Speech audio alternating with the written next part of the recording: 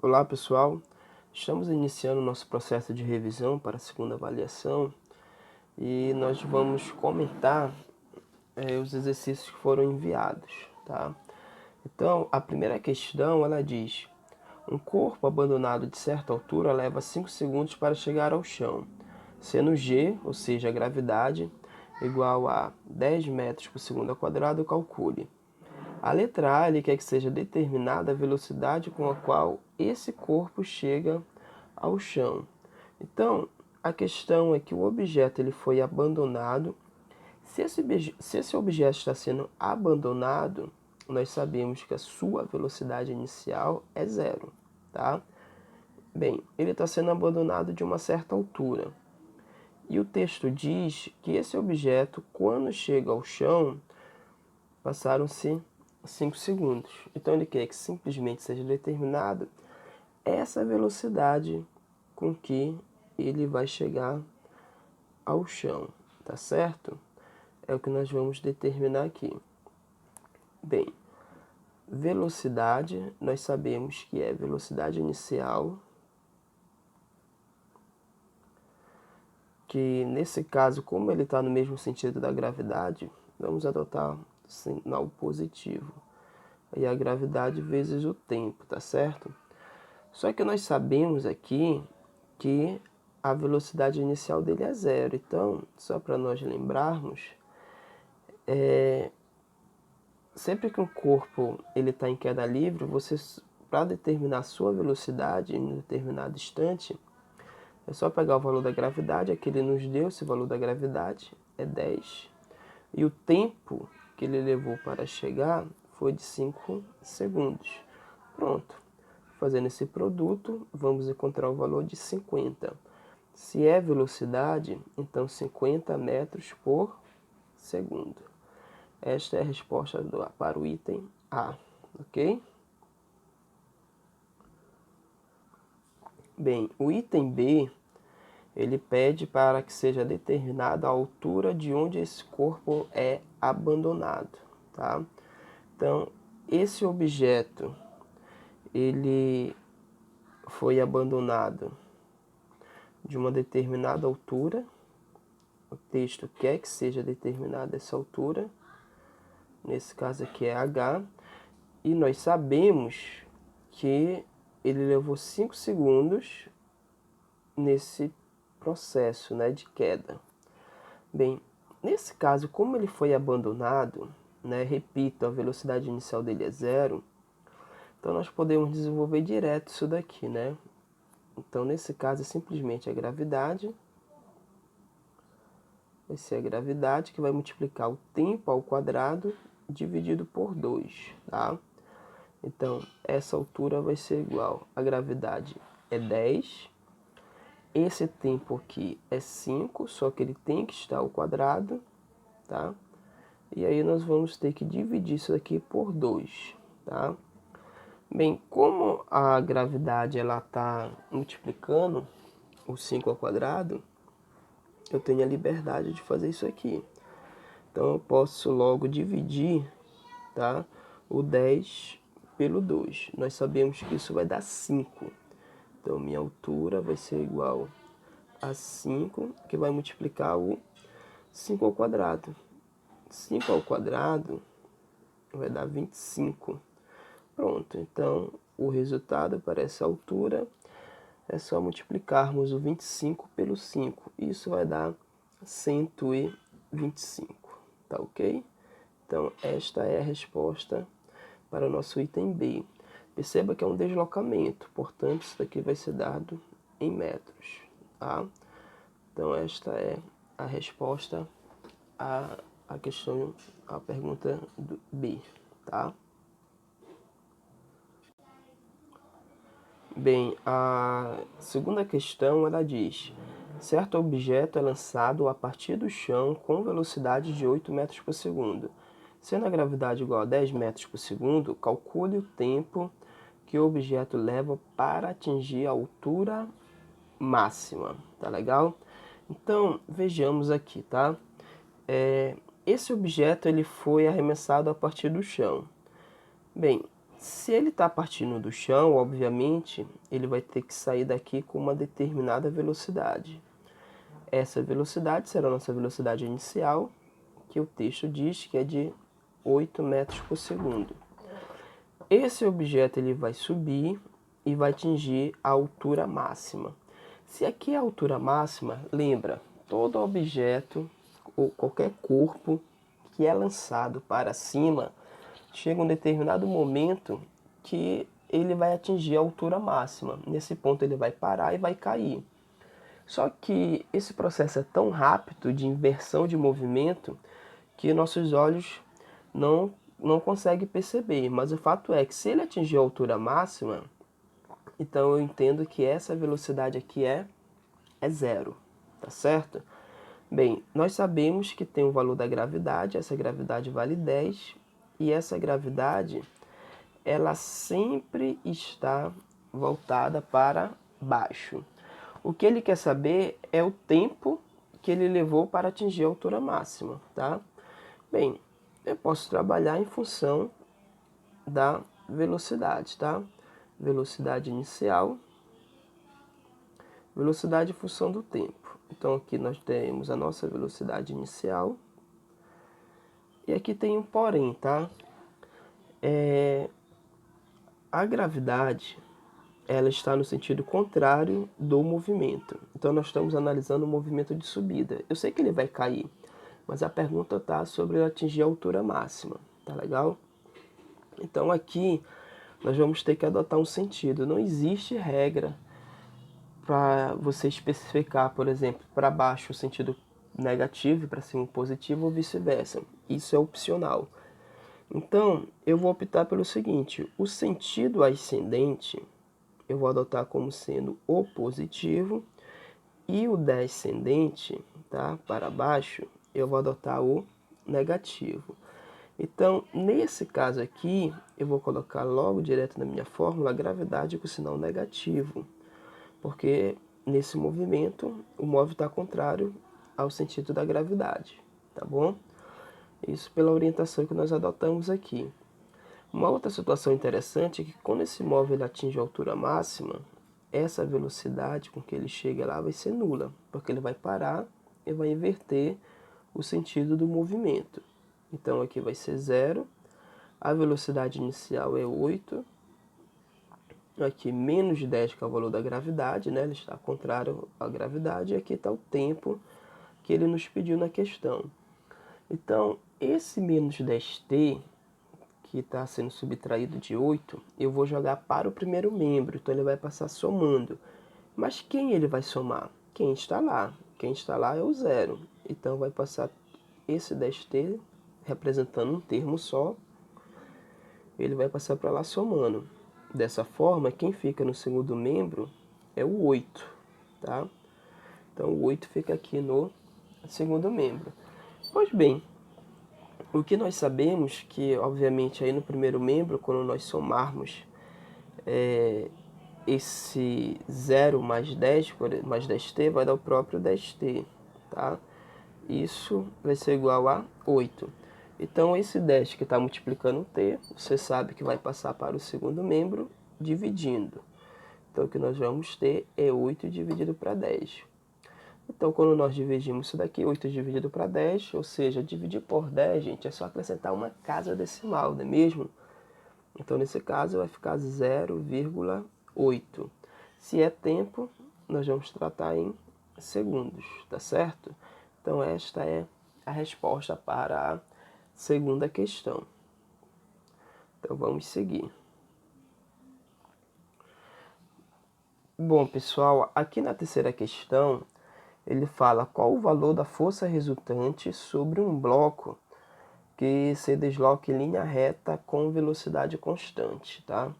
Então, veja, o objeto, eu vou representar aqui um corpo qualquer, e esse objeto, ele está se deslocando, tá? Ele está se deslocando em linha reta com velocidade constante, tá? Então vamos considerar que esse seja o movimento dele, e aqui a velocidade dele é constante, tá? Então eu vou abreviar isso daqui, CT é Lembra? Abreviação de CT é para constante. O que nós lembramos aí? Se a velocidade dele é constante, isso significa, tá, que ele não tem aceleração. A aceleração dele é zero. Tá? Lembra que a aceleração é a medida da taxa de variação da velocidade? Então, se ele diz que ele se desloca com velocidade constante, ele não tem aceleração. E ele está em linha reta, ou seja, não tem nada interferindo aí em seu movimento para impedi-lo que ele se desloque em linha reta. E não tem nada freando ou impulsionando para que ele varie essa velocidade. Portanto, essa aceleração é zero. E o que produz aceleração é força. Então, quando ele diz qual o valor da força resultante sobre um bloco que se desloca em linha reta. Então, quando você lembra da segunda lei de Newton, força resultante é igual a massa vezes aceleração. Então, se eu entendo que a aceleração dele é zero, é porque com certeza essa força resultante dele é zero. Portanto, aqui a força resultante para um móvel que se desloque com velocidade constante, obrigatoriamente vai ser zero, tá bom? Pessoal, estou falando de força resultante. Lembra que força resultante pode ser uma combinação de forças. Pode ter existido uma força que colocou esse bloco em movimento, ele está com uma velocidade, mas o fato é que essa velocidade ela é constante, tá? Então, houve uma outra força, ou outras, que anularam a força, o efeito da aceleração que pudesse ser causado por essa força. Então, a combinação dessas forças resultou em um valor nulo. E aí nós temos aí a força resultante igual a zero. Tá legal?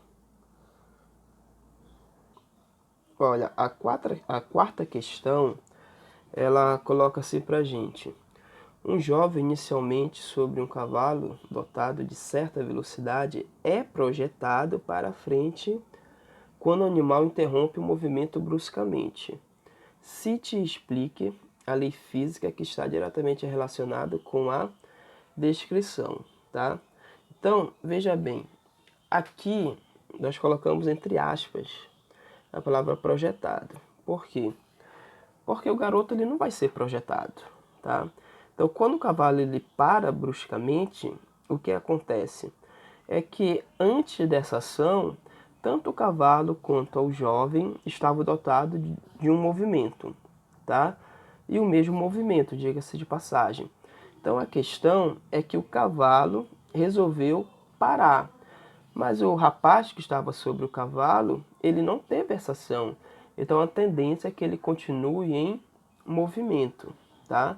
Então o cavalo para, mas o garoto que estava sobre o cavalo tende a continuar no movimento que ele estava. Então nós temos essa impressão do jovem ter sido projetado, mas ele não foi projetado. Ele continuou no seu movimento em que ele estava. Então a tendência é que ele tem de preservar esse movimento. Então isso aí é conhecido como lei da inércia, né? Ou primeira lei de Newton, que ela diz: se um corpo está em movimento retilíneo uniforme, a tendência é que ele continue em movimento, tá? Ou se um corpo está parado, a tendência é que ele continue parado. O que vai modificar o seu estado, seja de repouso, seja de movimento retilíneo uniforme, é se uma força externa atuar sobre ele. Então, essa lei, conhecida como primeira lei de Newton ou princípio da inércia. Tá certo, gente? Olha, a quinta questão, ela fala assim: explique a razão de um foguete, ao decolar, expelir certa quantidade de gás no sentido oposto ao do movimento. Qual lei física melhor se relaciona com o exposto? Tá? Turma, a questão é que nessa situação que está sendo descrita aqui, o foguete, tá? Ele existe uma quantidade de gás armazenada ali em seu interior e no momento em que ele vai decolar, ele expulsa essa quantidade de gás, tá? Mas para ele expulsar essa quantidade de gás, é necessário uma força sobre esse gás para expulsá-lo. Senão o gás não vai sair, não é mesmo? Então, essa força que está diretamente atuando sobre o gás, nós podemos dizer que é uma força de ação. Por sua vez, o gás ele vai reagir à ação dessa força. Então, à medida que o gás ele recebe uma força do foguete sobre ele, e aí ele vai ser expulso, o gás está sendo expulso, o gás vai reagir com uma outra força, que tem a mesma intensidade, a mesma direção, só que no sentido oposto. Essa força que o gás reage vai ser aplicada diretamente no foguete. Por isso o foguete vai sair, tá? Vai decolar. Então, resumindo aqui, tá? O que é que acontece? Existe uma força do foguete sobre o gás, tá? Existe uma força do foguete sobre o gás, e aí nós podemos dizer que essa força aqui do foguete sobre o gás, tá? Essa força do foguete sobre o gás, nós podemos dizer que foi uma força de ação. Nós podemos dizer que foi uma força de ação. E o gás ele vai reagir sobre o foguete. Então vai existir uma força do gás sobre o foguete. Então essa força nós podemos dizer que é a reação. Então, nesse sentido, a lei física que está diretamente relacionada com isso é a terceira lei de Newton, chamada de princípio de ação e reação. Então, para toda ação existe uma reação de igual intensidade, tá bom? Essas forças elas vão ter a mesma direção. Perceba aí que a direção está na vertical e elas têm sentidos opostos. Então, a força que o foguete exerce no gás é para baixo e a força que o gás exerce no foguete é para cima. E uma coisa muito importante, tá? Essas forças não se anulam porque elas ocorrem em corpos diferentes, tá? São reação, elas não se anulam porque ocorrem em corpos diferentes. Então não esqueça disso, tá legal?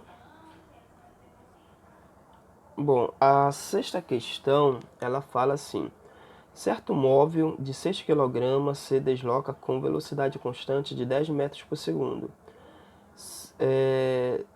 Sabendo o atrito é desprezível, tá?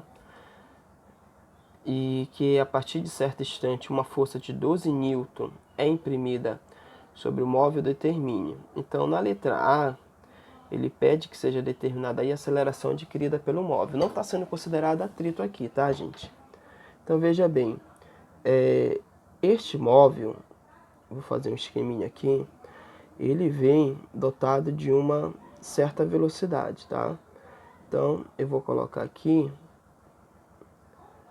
como sendo a velocidade inicial dele.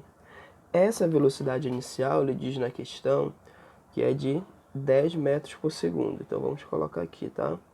10 metros por segundo.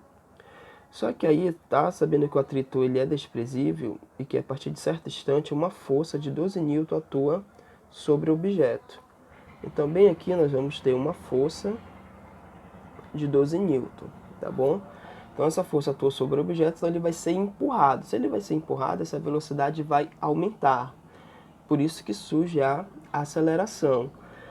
E ele diz, aí ele quer que seja determinado. Então, nessa letra A, ele quer saber qual a aceleração que foi imprimida sobre o móvel, tá bom? Ele fala a determinado certo instante foi aplicada essa força. Então ele quer saber qual a aceleração que foi aplicada sobre o móvel. É claro que ele vai variar essa velocidade, mas aqui o que ele quer é a aceleração adquirida, tá bom? Pois bem, de posse disso nós podemos jogar direto na segunda lei de Newton. Força resultante é igual a massa vezes a aceleração. A força que produziu essa aceleração é uma força de 12 newton. Então nós vamos lá, colocamos 12. E esse objeto ele tem uma massa, ele nem fala na questão. Quando ele diz certo móvel, olha lá no começo da questão. Certo móvel de 6 kg. Gente, esse 6, se está em quilograma, só pode ser a massa, tá? Então ele tem uma massa aqui de 6 kg. Então nós colocamos no lugar da massa o 6, que vai multiplicar a aceleração. Naturalmente esse 6 vai passar dividindo, tá bom? E aí nós teremos o resultado para essa aceleração, tá certo? Ou seja, 12 dividido para 6, isso vai dar 2, e a unidade associada à aceleração nós sabemos que é metro por segundo ao quadrado, tá certo? Bom, gente, o item B, ele pede que seja determinada a velocidade do móvel após 4 segundos, tá? Da atuação da força. Então, como nós vimos lá no enunciado, esse móvel, ele estava se deslocando com uma velocidade inicial de 10 metros por segundo, tá certo? E esse móvel ele vai se deslocar por ação dessa força, essa velocidade vai variar, que é justamente a velocidade que ele quer que seja determinada. Bem, tudo isso daqui leva um tempo de 4 segundos, então esse é o tempo que eu irei considerar. Mas nós sabemos do item A que a aceleração que foi imprimida a esse corpo devido a ele receber a força de 12 newton foi uma aceleração de 2 metros por segundo ao quadrado. Então, isso aqui foi determinado no item A, tá certo? E aí nós vamos achar o valor desta velocidade. Ora, velocidade e a velocidade inicial, e aí você vai somar com a aceleração, somar com o produto da aceleração com o tempo. Então, se a velocidade inicial é 10, o texto nos dá isso aqui. A aceleração foi o que achamos no item A, que é 2, e o tempo em questão aqui é de 4, tá? Então, nesse caso aqui, nós, entre soma e multiplicação, nós sabemos que fazemos primeiro a multiplicação, então vai ficar 10 mais 2 vezes 4 vai dar 8, e aí é só somar isso daí. 10 mais 8, 18, não é mesmo? Aqui vai ficar 18. A unidade para a velocidade é metros por segundo. Tá legal? Então esta é a nossa resposta ao item B. Ok? Bom, gente, a questão de número 7, ela fala, considere que no sistema abaixo F seja 30 newton, calcule a aceleração imprimida ao conjunto, tá? Então, o que ele está pedindo aqui é a aceleração. Nós temos uma força que imprime a esse sistema 30 newton, só que essa força ela vai colocar 3 corpos em movimento, que é o corpo A, o corpo B e o corpo C. Então, esse conjunto ele vai formar com um corpo só, cuja massa vai ser a soma da massa individual de cada um deles. Por exemplo, o A ele tem 2 kg de massa, tá? 2 kg. O B ele tem 3 kg, então nós vamos somar isso aqui. E o C tem 5 kg de massa, ok? Bem, então nós vamos ter uma massa total aqui de 10 kg. Então vai ser essa massa que vai receber a ação da força de 30 newton, e aí nós vamos determinar essa aceleração. Sabemos nós que força sobre massa vai produzir uma aceleração que pode ser calculada através da segunda lei de Newton. Força é massa vezes a aceleração. Essa força vale 30, nós descobrimos que a massa que vai estar em movimento será 10, e aí vai multiplicar a aceleração. Obviamente esse 10 vai passar dividindo, tá bom? E você sabe que podemos cortar sem problema nenhum 0 de cima com 0 de baixo ao se tratar de divisão, tá legal? E aí ficou fácil, tá? Minha aceleração vai ser resultado dessa divisão, 3 por 1, que dá o próprio 3. Se a aceleração fica metros por segundo ao quadrado, tá legal? Então esta é a resposta da 7ª questão, ok? Bom, gente, a 8ª questão, ela diz um bloco de 20 kg, se esse 20 está em quilogramas, entendemos que é a massa, ok? Então, um bloco de 20 kg encontra-se submetido à ação das forças F1 e F2, como na figura. Determine a aceleração imprimida ao bloco. Bem, para determinar essa aceleração, nós sabemos que nós vamos usar a segunda lei de Newton, né? Que é força resultante igual a massa vezes a aceleração. No entanto, eu tenho mais de uma força atuando sobre o bloco. Eu tenho F1, que empurra o bloco para a direita, e F2, que quer empurrar o bloco para a esquerda. Então, nessa disputa, se está atuando sobre o mesmo objeto, quem vai ganhar é o de maior força. Então, eu entendo, por F1 ser maior que F2, o movimento adquirido pelo bloco vai estar no sentido de F1. Desta forma, nós determinamos a força resultante, já que são forças opostas, como sendo a subtração da maior, que nesse caso é F1, 120, pela menor, F2, que nesse caso vale 80. Bem, essa força resultante, ela vai ser 40, tá certo? Que é o resultado dessa subtração, 40 newton. Então, nós temos a força resultante. Então, uma vez que eu tenha essa força resultante, o que eu vou fazer? Eu pego o valor dessa força resultante e vou substituir exatamente no lugar da força resultante aqui na segunda lei de Newton. Então, eu achei o valor de 40. A massa, ele me dá na questão, né? É um bloco de 20 kg, isso é dado na questão, a figura também expressa isso. Então, bem aqui vai ficar 20 vezes o A. Esse 20 vai passar dividindo, tá certo? E aí nós podemos, obviamente, cortar um zero de cima com zero de baixo e fica muito fácil resolver esse cálculo. A minha aceleração é simplesmente dividir 4 por 2, que vai dar 2, tá certo? Se a aceleração, metros por segundo ao quadrado. Esta é a resposta da questão de número 8, tá certo? Gente, a questão de número 9, ela fala: um objeto na superfície da Terra tem peso igual a 40 newton. Determine o valor do peso desse mesmo objeto se ele for colocado sobre a superfície de Júpiter. E aí ele pede para que seja adotada a gravidade da Terra igual a 10 metros por segundo ao quadrado, tá? E a gravidade de Júpiter igual a 25 metros por segundo ao quadrado.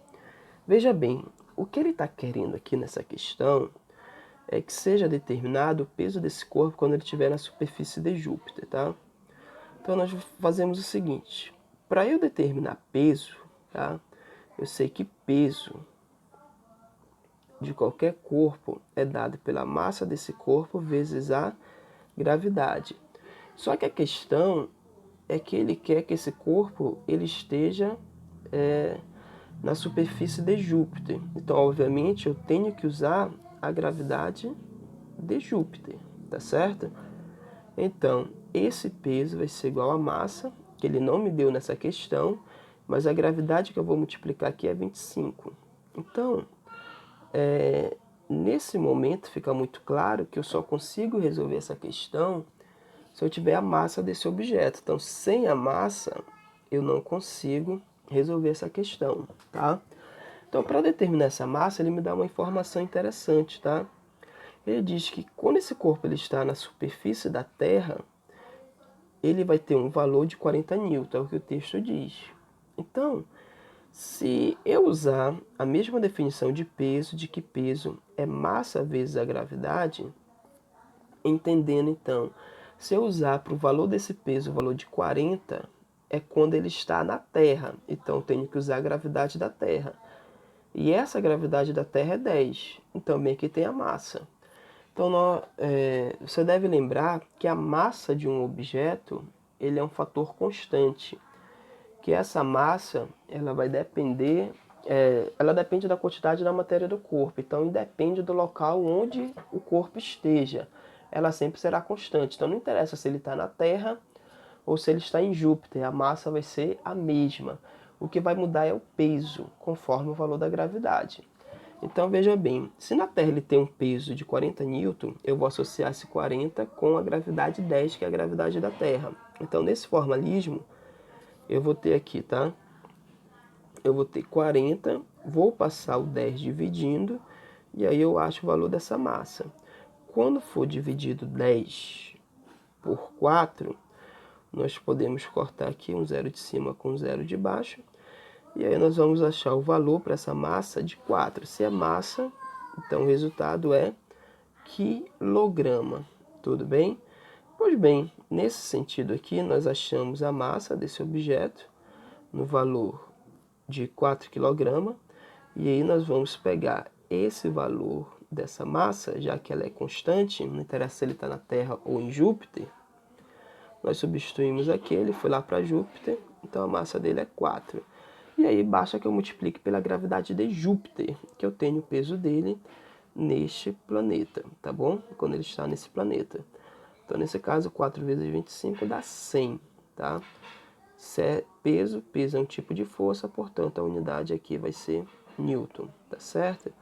Então, esta é a resposta para a questão de número 9. Perceba que na Terra, o peso dele, como ele cita na questão, é apenas 40 Newton. Mas quando ele é levado lá para Júpiter, esse peso passa a ser 100 Newton. Perceba que aumentou bastante, né?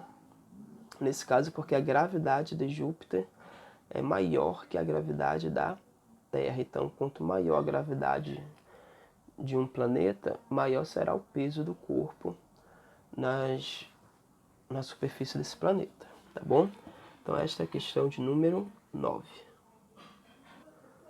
Bom, gente, a questão de número 10, ela diz assim pra gente, tá? Uma força de 30 N faz um bloco de 6 kg se deslocar com velocidade constante. Com base no enunciado e na figura, responda ao que se pede, tá bom? Bem, o que nós sabemos aqui é que esse objeto está se deslocando com velocidade constante, tá? Então, olha, bem aqui, uma velocidade que é constante.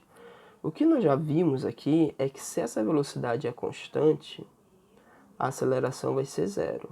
Bem, se a aceleração é zero, isso significa que a força resultante é zero.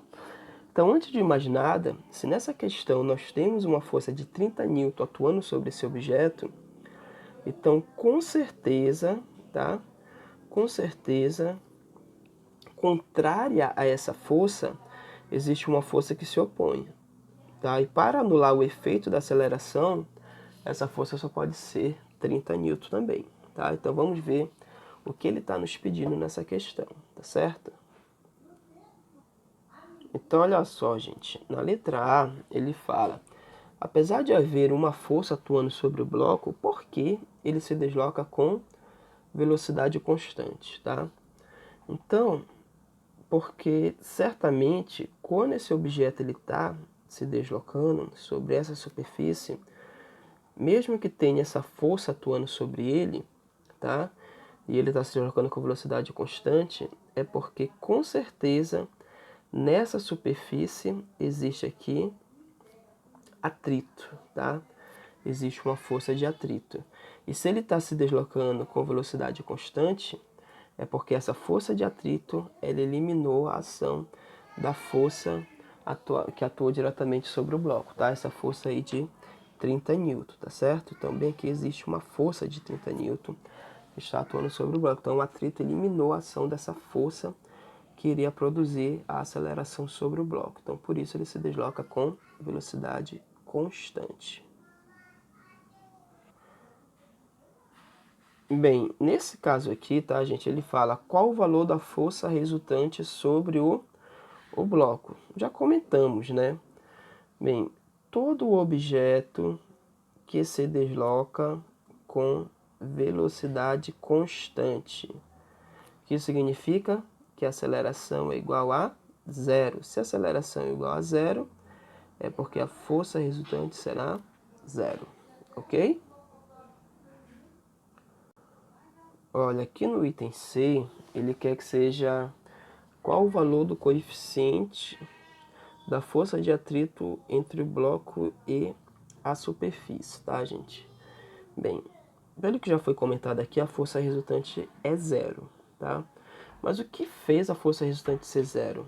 É porque existe uma força que se opôs a esse movimento. Essa força só pode ser a força de atrito, tá? Também aqui tem a força de atrito. Então, se nós formos determinar a força resultante aqui, tá? A força resultante teria que ser esses 30 newtons menos a força de atrito.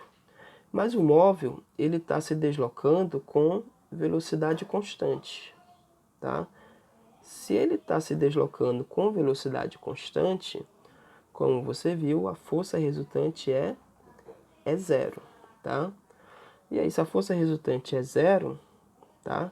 Então, nós entendemos, para ela ser zero, esse Fat ele só pode ser 30 newton, tá? Então, a força de atrito vai ser 30 newton, tá? Então, a força de atrito será de 30 newton. E aí ele quer que seja determinado aqui o coeficiente de atrito, tá bom? Então, eu vou colocar aqui, olha, essa força de atrito, ela só pode ser 30 newton, tá certo? Então, eu vou colocar aqui, tá? 30 newton, ok? Repetir aqui, tá? Também aqui você tem uma força de atrito, como você viu, só pode ser 30 newton, porque o móvel está se deslocando com velocidade constante. Bem, para eu achar esse coeficiente de atrito, eu posso jogar na fórmula da força de atrito, já que eu conheço o atrito, eu interpretei o atrito, tá? Ele é o coeficiente que ele nos pede na questão, vezes a normal. Você deve lembrar que a normal é uma força de contato, tá? É uma força que forma 90 graus com a superfície de contato, então aqui é a normal. O que nós sabemos que sobre esse corpo para baixo nós temos o peso, e que esse peso ele é dado por massa vezes a gravidade. A massa, tá? A massa desse objeto é de 6 kg e a gravidade nós adotamos o valor de 10, né? Estamos no planeta Terra.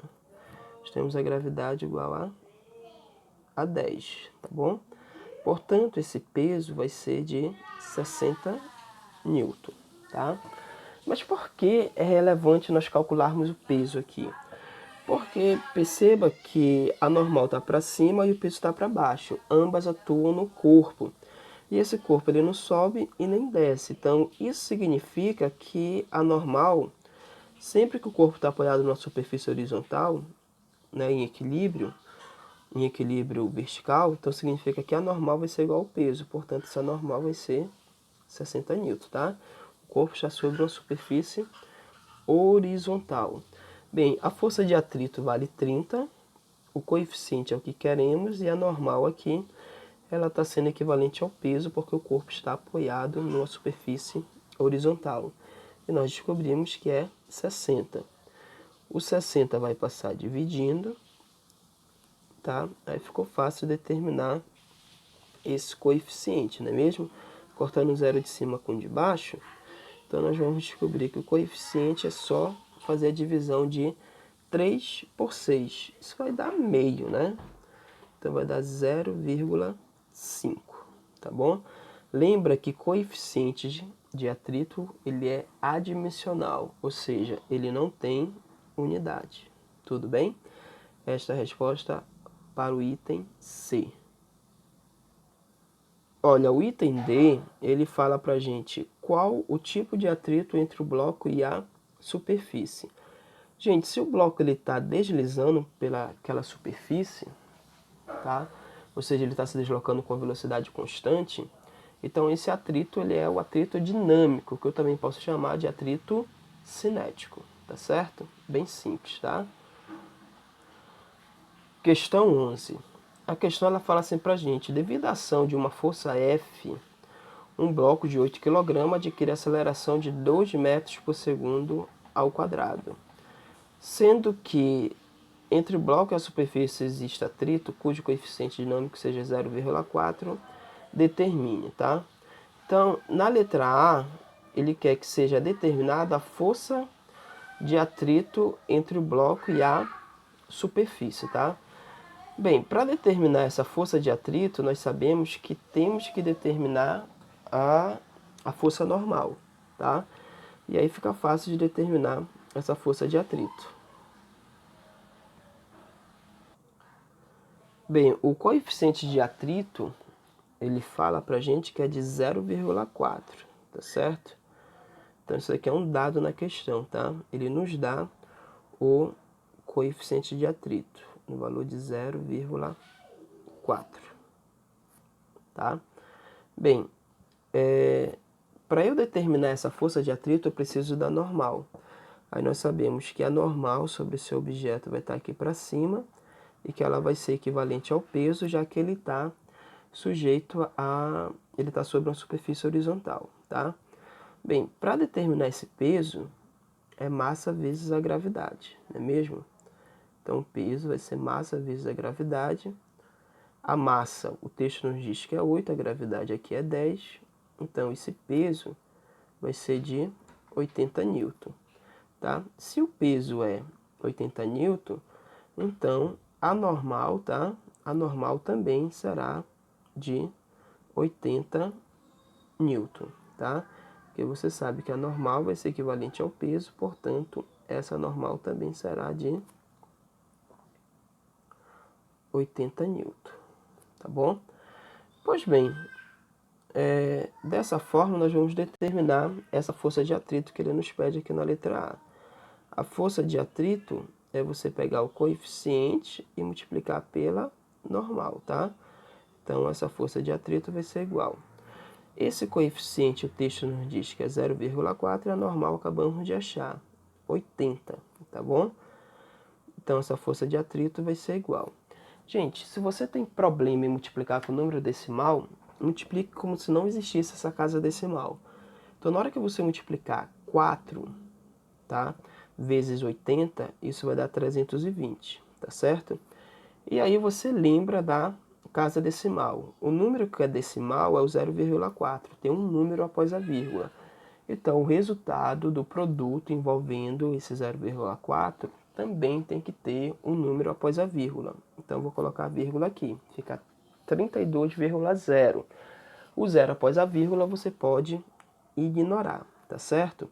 Então nesse caso aí, fica fácil você compreender que essa força de atrito, ela vai ter esse valor de 32 newton, tá? Então a força de atrito que nós achamos aqui, tá, é de 32 newton, ok? Olha, no item B, ele pede que seja determinada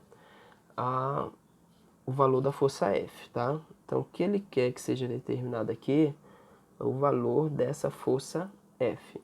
Então o que nós temos aqui? Nós sabemos que esse bloco está sujeito a uma força de atrito, tá? Essa força de atrito nós achamos lá o valor dela, ela é de 32 newton.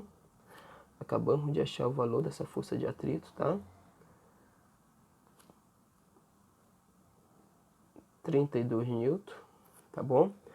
E o texto, ele nos coloca na questão, tá, que esse móvel ele se desloca com uma aceleração, tá? Então ele está dotado de uma aceleração cujo valor é de 2 metros por segundo ao quadrado, tá? E aí ele quer o valor dessa força F. Gente, perceba que aqui o que nós temos são forças opostas atuando no mesmo corpo, tá? Então, nesse caso, nós vamos entender que a força resultante, ela vai ser a força F menos essa força de atrito, tá? Bem, e aí o que nós temos, o que nos resta fazer é jogar na segunda lei de Newton, tá? Que diz que força resultante é igual a massa vezes a aceleração. Só que quem vai atuar aqui como força resultante é justamente o F que ele nos pede, menos a força de atrito, como você interpretou. A massa desse objeto é de 8 kg e a aceleração dele é 2. Isso foi dado na questão.